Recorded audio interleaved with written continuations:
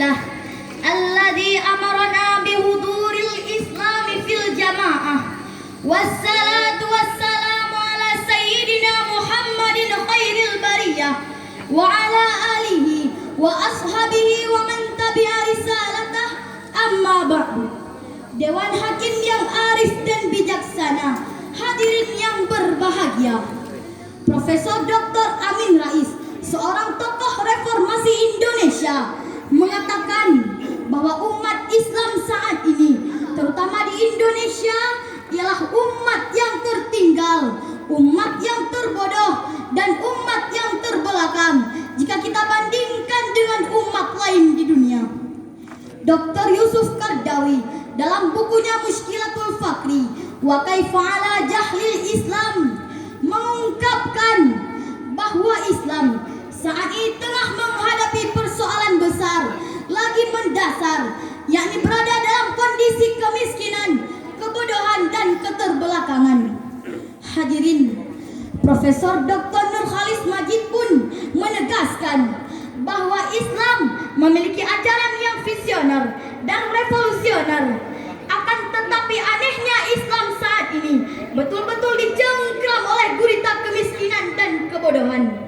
Hadirin, ungkapan tersebut bukan hanya mengubar kata tanpa fakta, sebab secara de jure dan de facto kita kalah oleh Amerika yang kapitalis, kita jauh tertinggal oleh Cina yang konfusistois, bahkan kita jauh terbelakang oleh Jepang yang budistosis.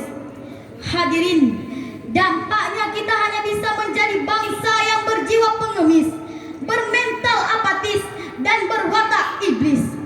Pikirannya kotor, sifatnya diktator, jiwanya kendor, mentalnya molor, kerjaannya hanya melihat goyang ngobor dan goyang ngocor. Demikianlah hadirin, dampak rendahnya sumber daya manusia yang berefek langsung pada kondisi bangsa.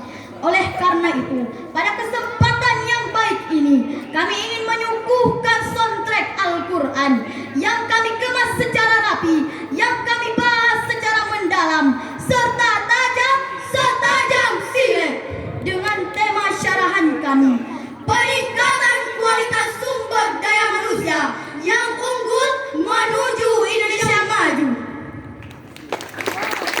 Dengar rujukan firman Allah Surah Al-Mujadalah ayat 11 yang akan dibacakan oleh qari'ah kami berikut ini.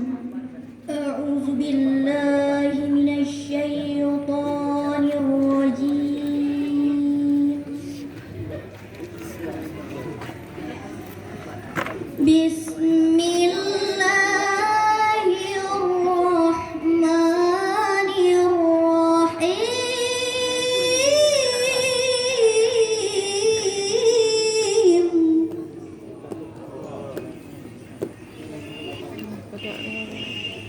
Ya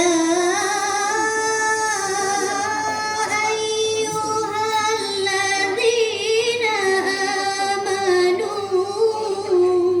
idza qila lakum tafassahu fil majalis.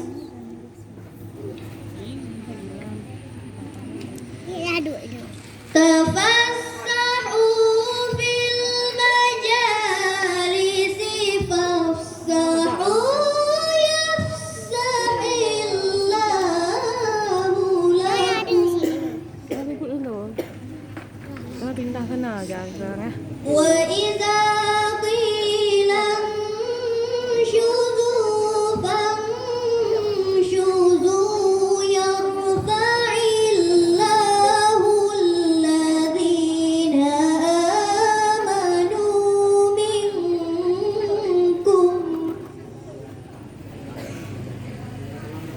Saya dah tidak nama.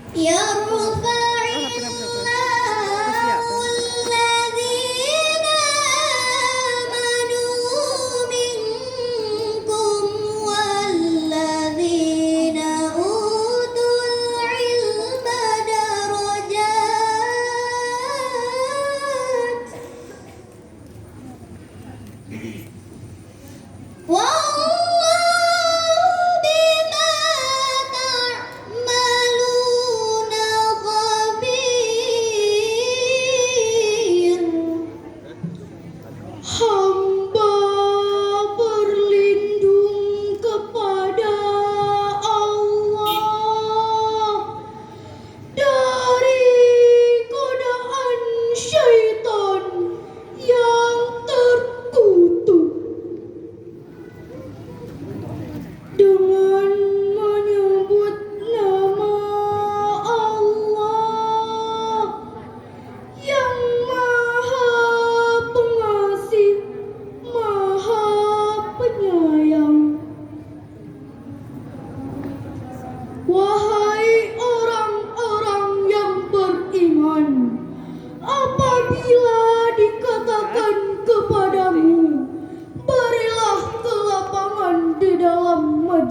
majelis-majelis, maka lapangkanlah, niscaya Allah akan memberi kelapangan untukmu.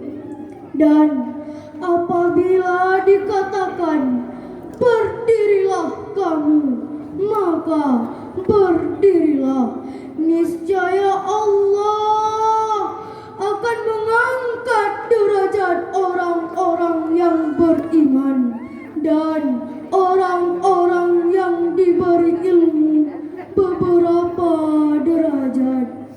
Dan Allah Maha teliti terhadap apa yang kamu kerjakan. Dewan Hakim, hadirin sebangsa dan setanah air yang kami banggakan.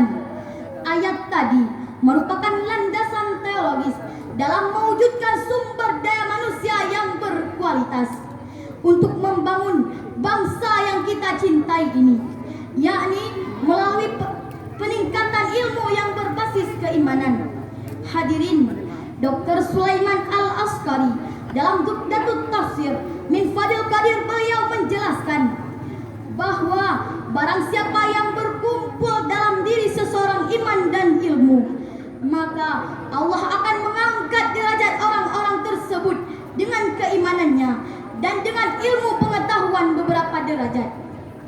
Dengan demikian hadirin, meningkatkan kualitas sumber daya manusia, kita harus menciptakan pendidikan yang memberdayakan potensi iman dan ilmu, sehingga nantinya terciptalah sumber daya manusia yang handal dan personal yang profesional. Sebaliknya hadirin, jika ilmu tanpa didasari dengan iman, maka hanya akan melahirkan model manusia jahiliyah. Akidahnya lemah, kerjaannya hanya bikin rusak bangsa dan negara. Selain itu, akibat lemahnya iman dan keyakinan, maka ilmu pengetahuan akan disalahgunakan yang seharusnya menuntut ke jalan kebaikan, malah menjerumuskan pada tingkat kebiadaban, kezaliman dan kesewenang-wenangan. Hadirin, kita perhatikan akhir-akhir ini, angka-angka kejahatan banyak dilakukan oleh orang-orang berpendidikan, berilmu dan berwawasan. Kita perhatikan orang-orang miskin, kalau mencuri hanya untuk makan sehari-hari. Kita perhatikan orang-orang bodoh, kalaupun mencuri hanya untuk sesuap nasi. Namun, jika maling-maling orang berpendidikan mulai bereaksi dengan bersenjatakan pena, mengutak-atik dan memanipulasi data, dengan sekejap mereka mampu merubah uang negara dengan nilai miliaran rupiah. Hadirin, bukankah saat ini kita sedang dibikin bingung? Siapakah yang sebenarnya maling? Polisi, jaksa, hakim, pengacara, bahkan KPK-nya pun kena. Bikin solongan bagus-bagus orang bijak, taat bayar pajak, orang pajak malah nyikat duit pajak. Demikianlah hadirin, pendidikan yang tidak didasari dengan keimanan. Lalu, apa yang harus kita lakukan setelah mendapatkan ilmu pengetahuan? Sebagai jawabannya, mari kita perhatikan surah At-Taubah ayat 105 yang akan dibacakan oleh qari'ah kami berikut ini.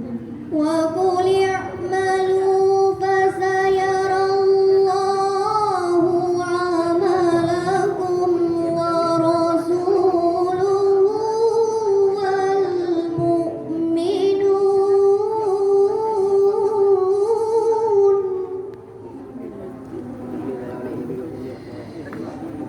wa saturadduna ila alimil ghaibi wa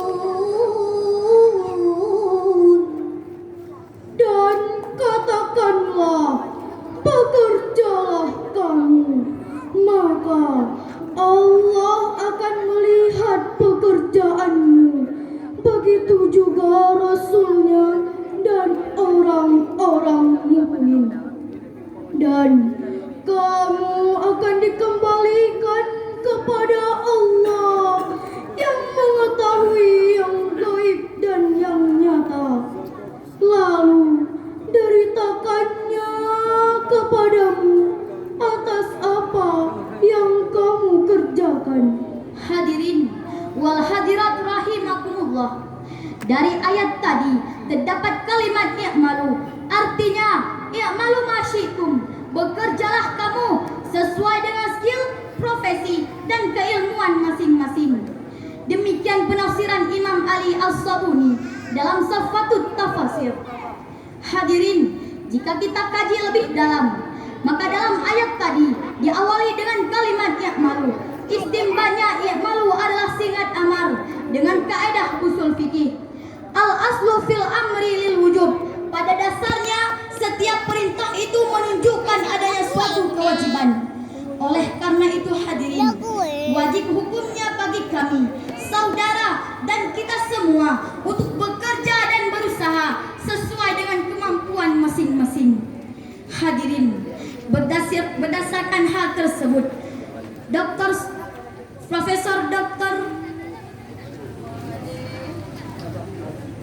Berdasarkan hal tersebut, terdapat 3 perintah Allah kepada kita. Yang pertama, kita harus memiliki mental baja yang tidak mudah menyerah dan selalu berusaha. Yang kedua, kita harus bisa memanfaatkan waktu dengan sebaik-baiknya. Dan yang ketiga, dalam bekerja, kita harus senantiasa berdoa kepada Allah Subhanahu wa Ta'ala.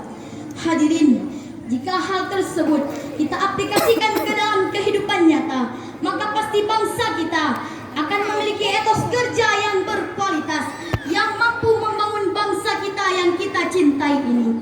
Sebab sejarah telah membuktikan, bukankah dengan etos kerja yang tinggi, maka lahirlah orang-orang besar yang mampu mengubah peradaban dunia? Bukankah orang-orang besar mengawali karirnya hanya dengan penjualan koran? Hadirin, bukan penjualan koran yang harus kita ikuti, akan tetapi etos kerjanya yang harus kita teladani. Dengan demikian hadirin, sumber daya manusia yang berkualitas selain harus menguasai ilmu pengetahuan, juga dituntut untuk memiliki etos kerja yang berkualitas, sehingga ilmunya bukan hanya sekedar ilmu, tapi juga menjadi sebuah amal. Dan jika sikap tersebut diaplikasikan oleh insan-insan yang beriman, maka Allah akan memberikan balasan yang berupa pahala yang berlimpah ruah, sebagaimana janjinya surah Al-Maidah ayat 9 yang akan dibacakan oleh qari'ah kami berikut ini.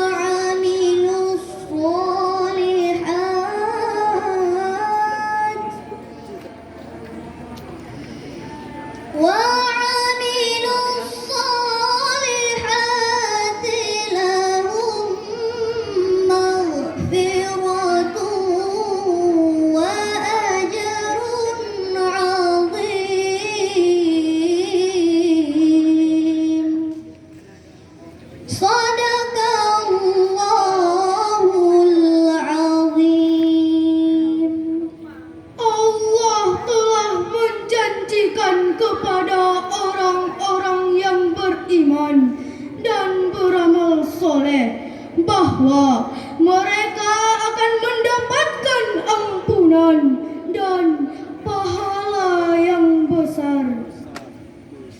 Maha benar Allah atas segala firman-Nya. Hadirin rahimakumullah, dari syarahan tadi dapatlah disimpulkan bahwa untuk memajukan bangsa yang besar ini, maka dibutuhkan sumber daya manusia yang berkualitas, terutama hadirin di era globalisasi ini. Dan untuk meningkatkan kualitas sumber daya manusia yang unggul, maka kita harus menciptakan pendidikan yang memperbudayakan potensi iman dan ilmu. Selain itu, harus pula diimbangi dengan etos kerja yang tinggi.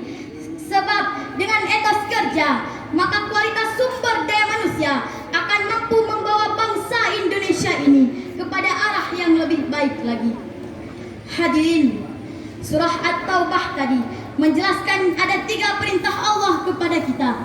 Yang pertama,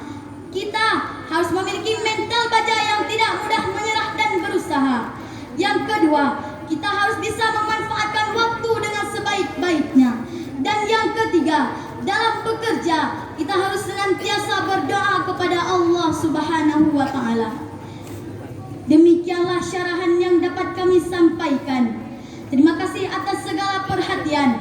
Mohon maaf atas segala kekurangan. Kayu di gunung indah bersusun, Di bawah turun melalui kali. Kurang santun kami di dusun. Maaf dan ampun yang kami cari. laukana biru fi hadika faksalana bihil muksilu walau kana umurana tawilan fa insyaallah lana walakum murji'u. Jikalau ada sumur di ladang, boleh kita menumpang mandi. Kalau ada umur yang panjang, maka insyaallah kita berjumpa lagi. Usikum wa nafsikum bitaqwallah. Assalamualaikum